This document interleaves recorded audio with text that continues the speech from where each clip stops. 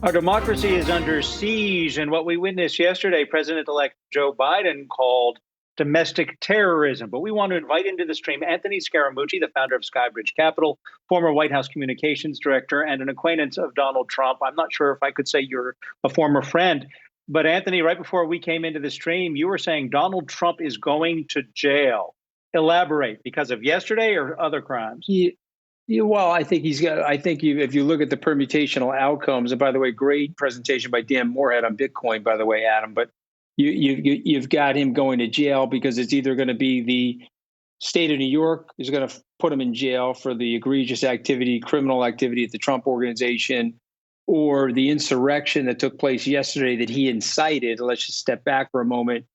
We had the American president of the United States not accepting a peaceful transfer of power, abusing the vice president, and then calling for his supporters to incite an insurrection and storm the Capitol building. So let's just step back because we've had 4 years of nonsense from Donald Trump, and we've all tried to normalize it and tried to make sense of it. And so his egregious, frontally assaulting behavior sometimes we don't digest it the way we need to. And so he should go to jail, and I predict that he will go to jail for sedition and the causing of this insurrection. And so I understand from my sources inside the White House right now, he's contemplating. He's got 13 or so days left to go, and he's contemplating pardoning himself. You've got the specter of the 25th Amendment and a possible impeachment. None of those things are going to work procedurally because they're going to run out of time. And now the president's left to pardon himself, and that'll now be open to interpretation as to whether or not he can actually pardon himself. So absolutely a horrific situation for the United States. Adam, if he's not a Russian operative, and we don't know if he is or he isn't, you just have to think about this. He's the most useful idiot to the Russian government since its inception. And so what he did yesterday and the spectacle that he provided on the world stage is nothing but wonder and joy for our adversaries. Hey, Anthony, it's Shauna. President Trump, he still has 13 days left in office. What do you think the next 2 weeks are going to look like? Have we seen the worst of it yet? Well, I don't think we have, no. And I think anybody that thinks that we've seen the worst of it is not paying close enough attention. He has so much self-loathing, Shauna, that he actually enjoys inflicting pain on other people and causing this type of hysteria and pandemonium. And so he's locked out of Twitter. He's locked out of the other social media organizations. But I predict he will do something more aggressive over the next 13 days. Remember, his number one thing that somehow temporarily satiates him is attention. And so he needs more attention. The font size that he got in the Wall Street Journal this morning and the New York Times, perversely, someone like him actually enjoys that. And so we're left with more pandemonium over the next 13 days.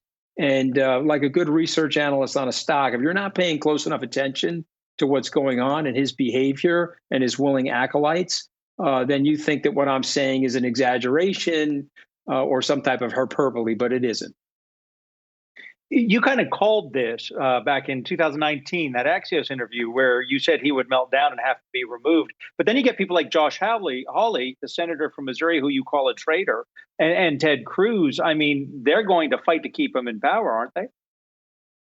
Well, I mean, listen, he's got 13 days left. They'll fight to keep him in power for the 13 days. The Congress sanctified and certified the election last night of Vice President Joe Biden, now President-elect Joe Biden. So he's going to get inaugurated. But I think those two characters are Frankenstein monster babies, Trump being the Frankenstein monster, and those two acolytes who are full-on traitors to the United States should also be impeached and removed from office. And I would say in Ted Cruz's case, he's like a total coward. Hawley's like a little bit more cunning than Cruz. But these guys see themselves as the potential champions of Trumpism post-Trump, and they see themselves as smarter and more cunning than Trump. And when they look in the mirror, guys, they see a future president, and they're thinking of themselves, I can hijack this movement, this perverse white supremacy movement, and maybe I can build in some independence like tax cuts and right-leaning policies as it relates to business, and I can take the 74 million people that voted for Trump get it up over 80 and become the president. And that's it. It's political expediency. It's a disavowal of our Constitution. It's white nationalism.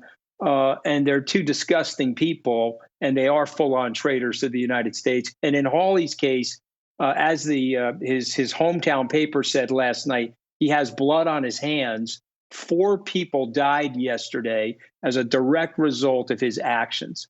And so I find him to be one of the more despicable people in Washington. And man, and let me tell you something, it's a very high bar because there are many despicable people in Washington. Well, and then you mentioned the 74 million Americans that did vote for President Trump 2 months ago. How then do we address the division that we're facing in this country and then potentially hopefully bringing the two sides together over the next 4 years? Well, that's the reason why I find Hawley and Cruz so despicable. And so what's necessary right now is reform and healing. What's necessary right now is an intersection of good governmental policy and good economic ideas and a private-public partnership with American industry and businesses more broadly to bring back the middle class, to restore economic aspiration in the society, and to put down the nonsense of identity politics. And so there are certain leaders that are thermostats, where you set the temperature for the room and you guide people to that.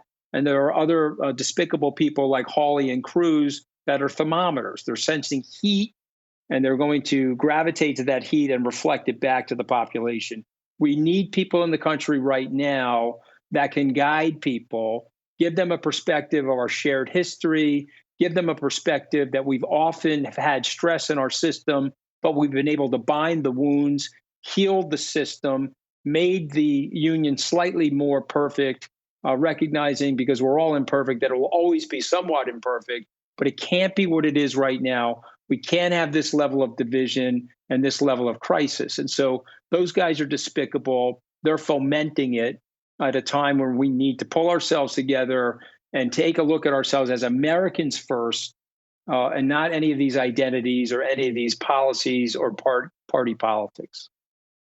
Anthony, you mentioned your sources who you talk to who are still in the White House, and you know this man one-on-one.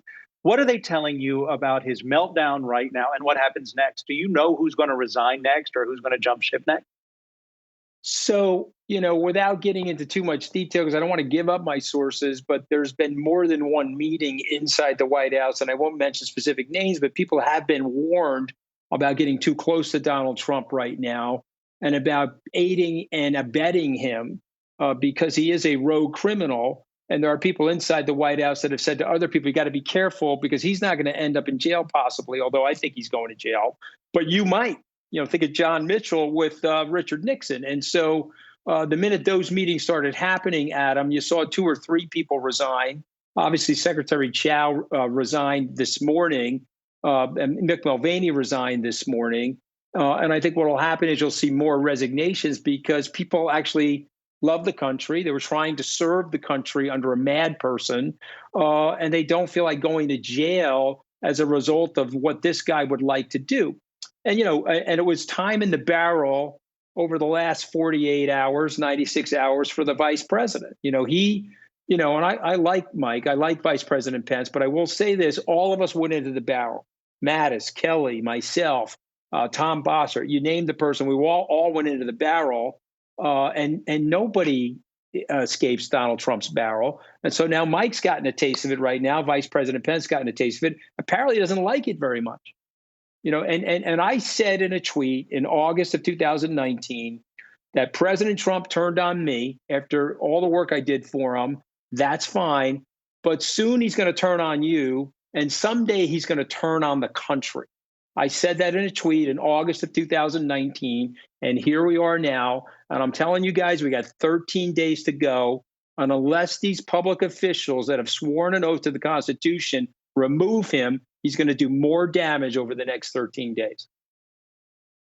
Well, Anthony certainly hasn't been shy with what he has been saying about Vice President Mike Pence here the last couple of days. We just got a report here from CNN saying that Pence is going to plan now to attend Biden's inauguration. I'm curious just your reaction to this and the significance of this. Well, it's standard operating procedure for a megalomaniac that's loaded up with this type of malignant narcissism. He'll turn on his kids too eventually, and so that's the guy. And I think Mike Pence will have to answer for this for the rest of his life, the same way I have to answer for my early support of Donald Trump. Anybody that was part of this thing will have to answer for it. Will have to explain to themselves and others what happened. Frankly, will have to apologize for it, like I have done, and we'll have to work as a patriot to put the country back together. But Vice President Pence should have moved earlier. Frankly, this whole thing has been despicable. Anthony Scaramucci is the founder of Skybridge Capital. By the way, congratulations on your Bitcoin fund. Your timing is we great. Didn't talk about Adam. We didn't talk about Bitcoin, but let me tell you something. Moorhead knows what he's talking about, and you cannot be a Bitcoin Luddite in the future, Adam. So we're going to have a beer together so I can take you through this thing. I would absolutely take you up on that, Anthony Scaramucci, also former White House communications director. All the best to you.